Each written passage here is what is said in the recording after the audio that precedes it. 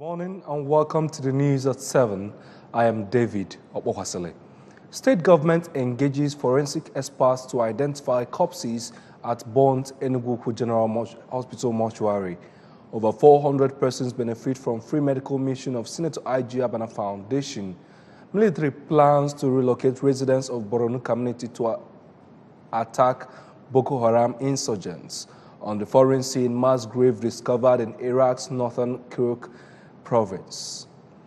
The state government says it will launch an investigation into the recent fire disaster in a mortuary at the General Hospital Enugu in Njikoka local government area. Correspondent Ejika Bana has details. Governor Willie Obiano disclosed this during a visit to the mortuary, describing the incident as a double tragedy.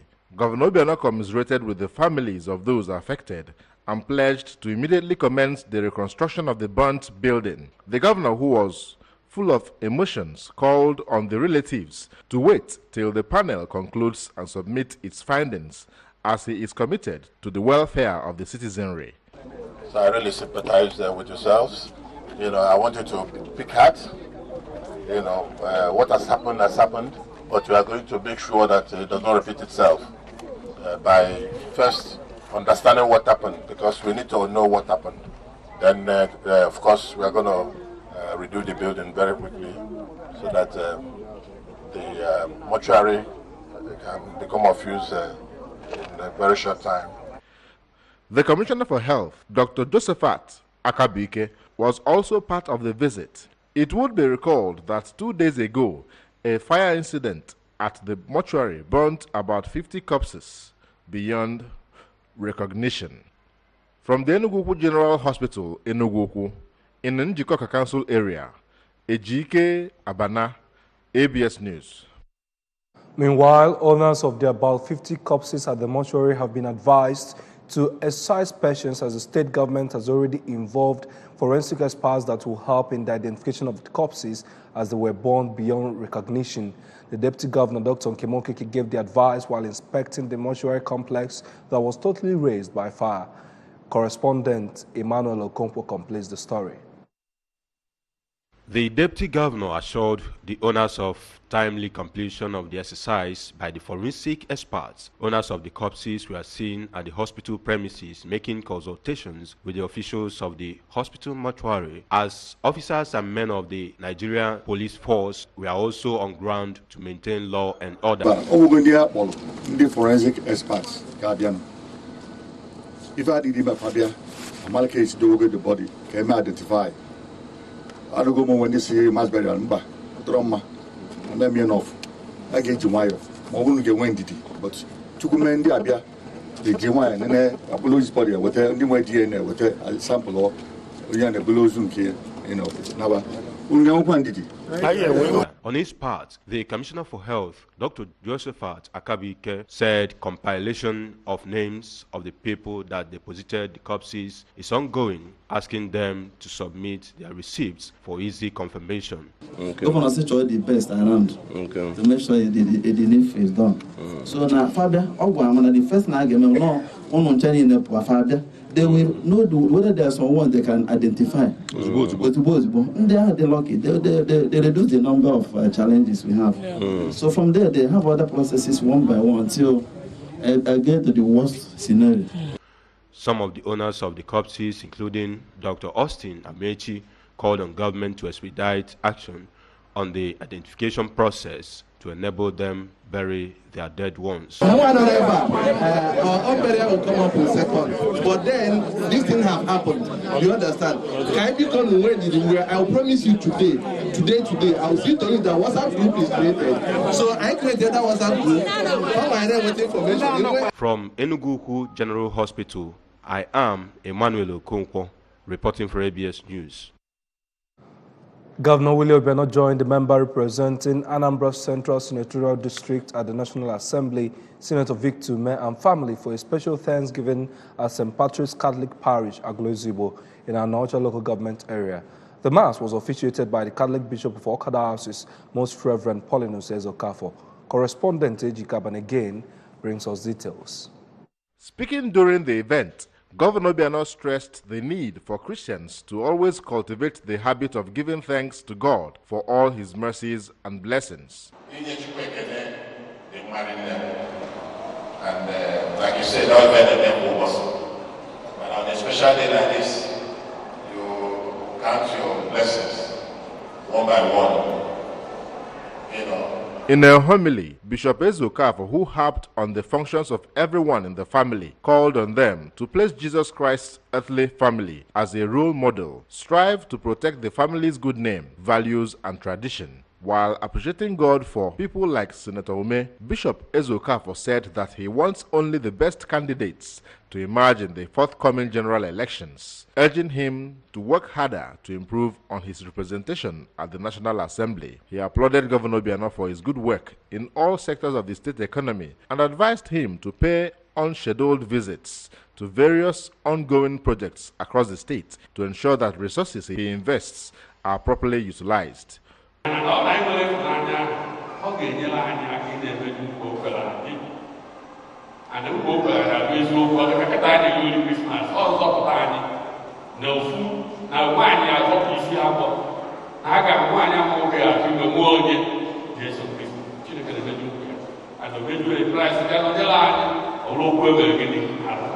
Responding, Senator Ume said that the event was to thank God for his favor and successful journey to the Senate despite all odds, and appreciated everyone who contributed to the success story, especially Governor Willie Obiano. On this day, I will say that because it's family Thanksgiving, my children who not ever one of them, two of them graduated from the university this year. So they can go. You understand? I got by supporting parish projects with some of 5 million naira. The principal secretary to the governor, Sir Willie Nwokoye, head of service, Mr. Harry Odo, traditional rulers, top government functionaries, among others, attended the event. From St. Patrick's Catholic Parish, Aguluzu Igbo, in Anocha Council area, Ejike Abana, ABS News. Back to Enugu now, where the Senator IGA Abana Foundation has offered a two-day free medical mission in Enugu community and scholarship awards to over 50 students. During the program, which is an annual event, beneficiaries also went home with 5-kilogram bag of rice each. Correspondent Valentine Anambra are filing this report, taken from our studio.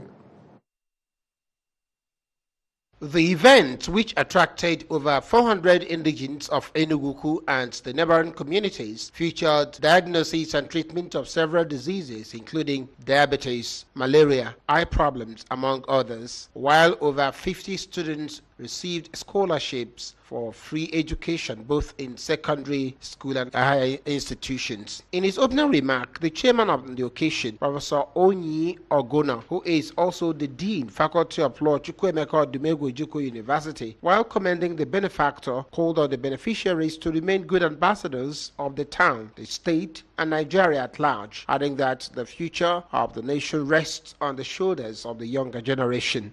Earlier, while breaking the kola nut, the traditional ruler of Enugu community, Igwe Raf Epe, who prayed for the progress of the foundation, called on all the well-meaning the Anambra to emulate the good work to help foster development in the state, describing the benefactor as a true philanthropist.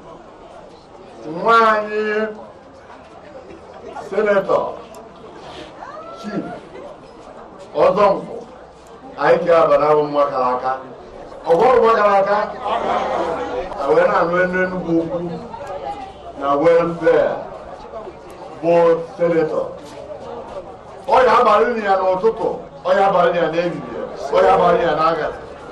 The member representing Jikoka, one constituency in the State House of Assembly, Dr. Timothy Ifediorama, the President General of Enugu Development Union, Comrade Bonnie Ozonkwako, and the traditional Prime Minister of the township, Dennis Anyekwe, noted that the foundation has touched many lives in a positive way, praying for God's blessings on the benefactor. In a remark, the facilitator of the foundation, Senator Ike Chukwuabana, while expressing satisfaction seeing the people smile, noted that his intentions has no political undertone, but an act of kindness, having been blessed by God with wealth and sound health over time. He assured that the foundation will continue to survive even after him, as his children will uphold his good legacies for the progress of Enugu community.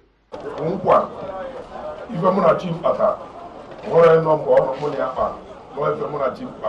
since the Jubilee Foundation, God has been very, very visible. God is so visible.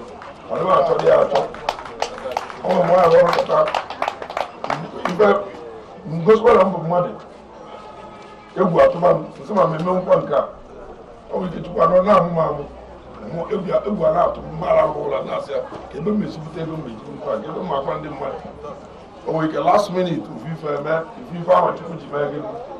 Appreciating the benefactor, some of the beneficiaries, including Chioma Chukwuemeka of Nnamdi Azikiwe University, Oka, and Pascal Amandianeze of the Federal Polytechnic, Nekede, assured of making judicious use of the opportunity given to them and prayed God to bless the benefactor.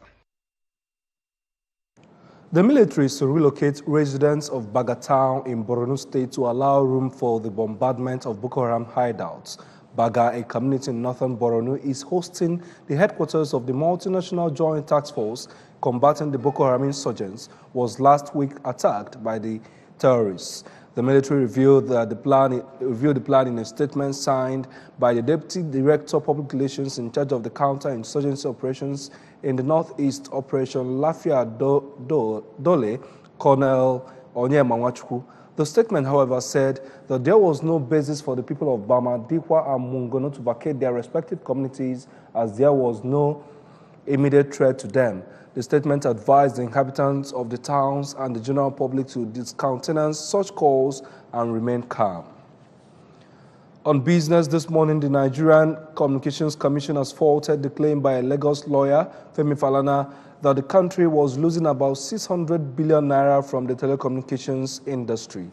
The NCC, through its Executive Commissioner Stakeholders Management, Sunday Dare, faulted Falana's claim in a statement in Lagos. Dare gave assurance to stakeholders in the telecommunications industry that the NCC was committed to due process and high integrity in its regulatory roles. Falana, in a publication titled "How NCC is Making Nigeria Lose 600 Billion Naira Revenue Every Year," threatened to sue the commission within 2 weeks if it failed to issue the letter.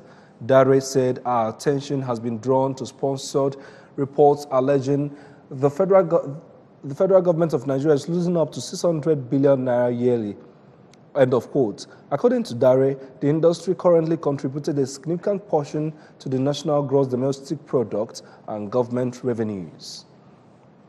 Ntoko community in Awka South local government area recently celebrated her 2018 Ntoko Day amidst cheers and jubilation. Ntoko Day is a time when indigents of the community, both at home and abroad, gather in unity to thank God for his sustenance and protection all through the year. The reports. The event, which took place at Okpuno Village Square, attracted 7 villages that make up the Ntoko community, including Okpuno, Okpaluzo, Nwagugala, Ebuagu, Mpitimma, Agunezulu, Obodo Adaka, featured dances and masquerades display. Speaking to newsmen shortly after the event, the traditional ruler of Ezinato in Awka South Council area, Igwe Chinemeze Nwaka, explained that the celebration breeds unity, love, liberation, progress, and joy among the people. That Ntoko Day, every year, but this year, we hear media, we do to her. National. What year had that with your money? Over your nothing on top of yard. What company in the yard? I'm really honey with that. Explaining the significance of the ceremony, Prophet Uche Okafor said that Ntoko Day, celebrated every 28 December, is aimed at thanking God for successful cultivation and fruitful harvest of the year, as well celebrate the victory God gave them at the Court of Appeal, Enugu, which gave verdict in their favor over land dispute they had with their neighboring communities that lasted for 17 years. Prophet Okafor took newsmen to the site where the state government is building housing estate for them them to touch more lives. Today own is so special because God give us victory in the land dispute we have between the people of Umayom and Umuarama. So God give us victory. They won the matter in the High Court, but God strengthened us. We went to our appeal at Enugu, and then the appeal reversed the judgment and gave the judgment in favor of Ntoko. In their reactions, the Onowu of Ezinato, Chief Chima Nwankwo, and Ntoko chairman, Mr. Christian Ogbonnia, who described Ntoko as a place flowing with milk and honey, said that God has blessed them with fertile land as they usually have bountiful harvest. Also speaking, Sir Humphrey Nwankwo commended state government's efforts in ensuring tight security in the state, especially this festive season, and called on government to come to their aid in establishing schools, hospitals, and other social amenities he listed as some of the major problems facing the community. Ntoko, I know it's part of the state capital authority, and surely I believe that the eye of the government is here, because already government had a land, the community left to the government. So very soon they'll start developing. The people of Ntoko danced round the community, while Ikunku and Ompa masquerade displays added glamour to the event.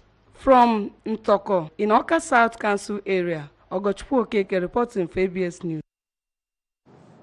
We move now to the foreign scene, where authorities in northern Iraq have announced the discovery of a mass grave containing the bodies of civilians believed to have been killed by the Islamic State of Iraq and the Levant, ISIL, also known as ISIS. Police said residents found the body in a sparsely populated area near the town of Hawija in Cook province after heavy rain in the area exposed the corpses. It was not immediately clear how many bodies were laid further on the ground. People living in the area said they had witnessed fighters from ISIL, an armed group that held large swaths of territory across northern Iraq and Syria from mid-2014 until late 2017, execute victims in broad daylight.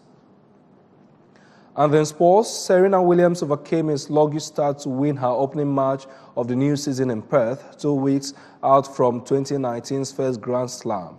The 37-year-old was a long way off her commanding best and was visibly frustrated with her own game early in her Hopman Cup singles match, but still did enough to beat Greece's Maria Sakkari in straight sets.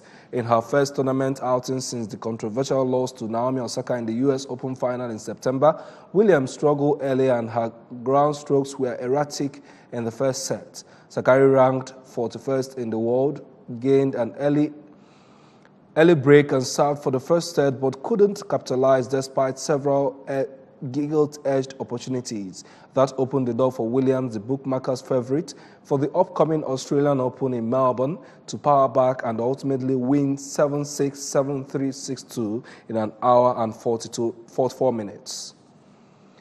Remember that you can follow news and programs on ABS from any part of the world by logging on to our website, www.absradiotv.com. You can like us at Facebook at www.facebook.com/ABSRadioTelevision. You can also follow us on Twitter and Instagram at ABS Radio TV. Before we go, the main points again. The state government has engaged forensic experts to identify corpses at Bond Enugu General Hospital mortuary. Over 400 persons have benefited from free medical mission of Senator I.G. Abana Foundation. Military has planned to relocate residents of Borno community to attack Boko Haram insurgents. And on the foreign scene, we told you that mass grave has been discovered in Iraq's northern Kirkuk province. Good morning. That is the news for this morning. I am David Obokwasile. Happy New Year once again.